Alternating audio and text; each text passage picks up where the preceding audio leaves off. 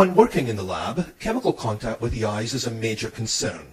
The eyes can rapidly absorb many chemicals, and most chemicals will have some sort of effect when in contact with the eyes, leading to pain and irritation. And a large number of those, particularly acids and alkalis, can cause painful burns, irreversible damage, and even permanent loss of vision. In a lab environment, the parts of the eye most susceptible to injury are the cornea and the sclera. The cornea is the dome-shaped transparent window which covers the front of the eye and gives us a clear window to look through. It's made up of several layers, yet it's only about 0.5 millimeter thick and is extremely sensitive, having the greatest number of nerve endings than anywhere else in the body. The sclera, more commonly known as the white of the eye, is a tough, opaque tissue which serves as the eye's protective outer coat. Both the sclera and the cornea can be irreversibly damaged by physical or chemical means. This picture illustrates a staining procedure used in determining how serious a chemical burn is to the eye. A few drops of fluorescein stain or dye is placed in the injured eye, and after a few minutes the dye is flushed out and the stain will be absorbed wherever there is damaged tissue. The stain colours burned cornea green and burned sclera yellow. You'll notice that the lower third of this eye, from around 3 o'clock to 5 o'clock, has absorbed some of this stain. The deeper the burn, the darker the stain, and a doctor can tell by the intensity of the colour just how deep and how serious the burn is. Now, with this in mind, let's look at some of the cases of chemical burns to the eye. This is a research chemist who received concentrated sodium hydroxide solution in her eye. She was highly experienced, but like many experienced people, she became rather complacent. She had a pair of safety glasses, but unfortunately they were in her pocket. While she was working, some of the sodium hydroxide solution splashed into her eye. She immediately ran to the eye wash fountain and began to wash the eye thoroughly for 30 minutes, and then the eye was stained. Notice that the entire cornea has been coloured by this greenish yellow stain. This signifies a fairly serious caustic burn to the eye. If you look very carefully at the pupil, you'll see that it's not the normal black colour. The transparency of the cornea has changed and has a more cloudy appearance. Following the staining procedure, she was placed on proper medication for this severe medical burn. This shows the same eye on the following day. A burn to the eye is accompanied by a lot of swelling, pain and discomfort. Persons who experience chemical burns may have a very miserable time for several days. Fortunately, because of this woman's prompt and thorough washing of her eye, no permanent damage occurred.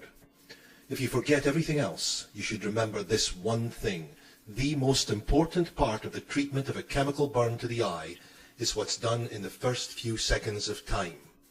Immediate irrigation of the injured eye is far more important than any subsequent medical treatment. If you allow the chemical to remain in the eye for even a few seconds too long, no matter what the doctor does, in many cases you may end up with permanent damage. The treatment is very simple. Get to the eye wash or any source of water and get the eye thoroughly washed out before the chemical has any more chance to do damage. There are 2 eye wash fountains in this lab, one adjacent to bench number 1, the other adjacent to bench number 18. Your instructor will point out their location to you. Alkaline or basic materials such as sodium hydroxide and ammonia are far more serious in the eye than are strong acid solutions. Acids will precipitate a protein barrier in the tissues and prevent the chemical from soaking in deeply. But alkaline materials do not precipitate this protein barrier. They continue to soak down deeply into the tissues, and one has to wash repeatedly to get strongly alkaline chemicals out. So be particularly cautious around strong bases or strong alkalis. This picture also shows how important prompt irrigation is in preventing permanent eye injury.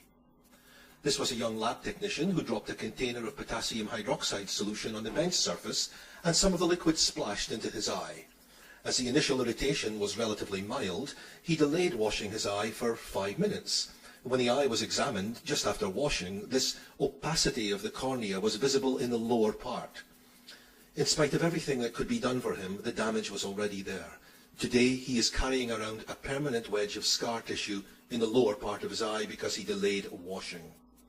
Needless to say, if the man had been wearing protective eyewear, he very likely would not have suffered this injury, resulting in lifelong discomfort and pain.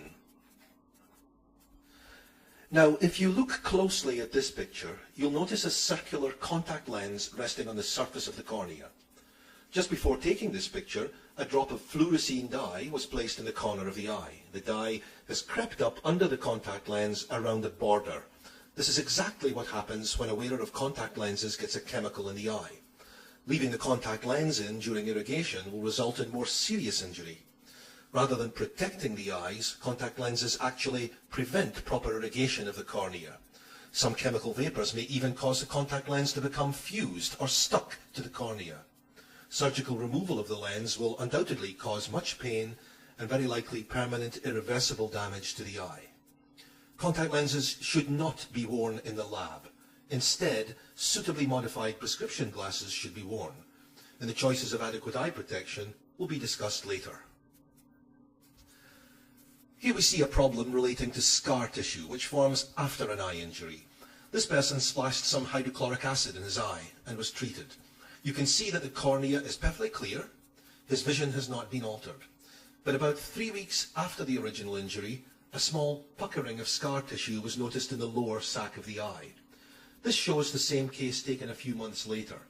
The scar tissue has continued to form, and now there is a large adhesion extending from the edge of the lower lid almost up to the iris.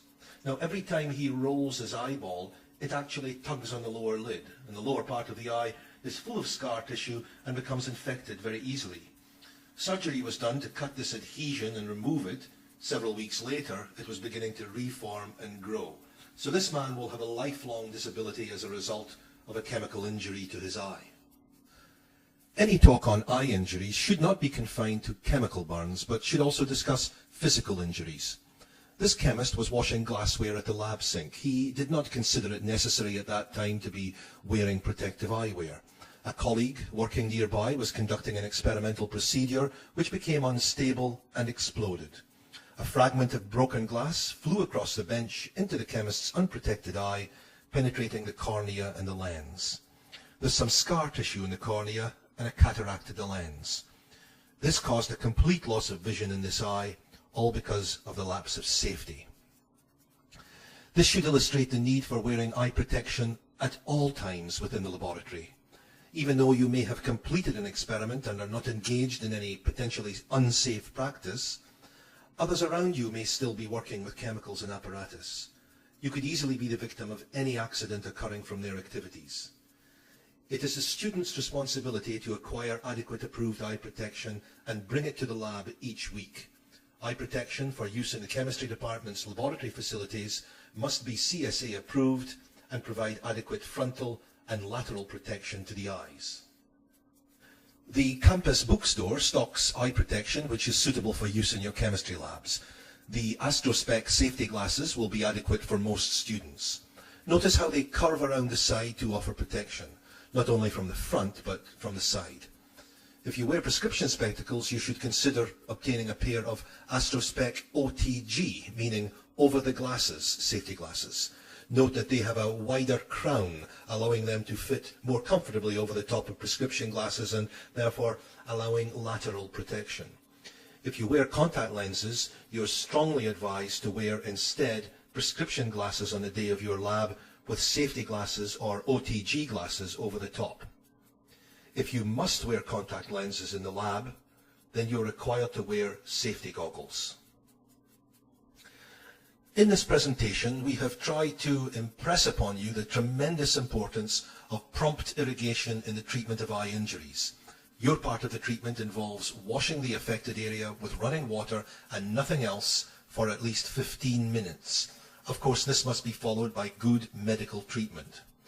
Although we have told you about certain parts of treatments of burns to the eye, you will all agree that the best treatment of all is the prevention of the accident in the first place. And that is something that we all have well within our power to do by wearing adequate eye protection and observing precautions that are explained to us. Doctors see very few chemical burns to the eye in individuals who are wearing their safety glasses.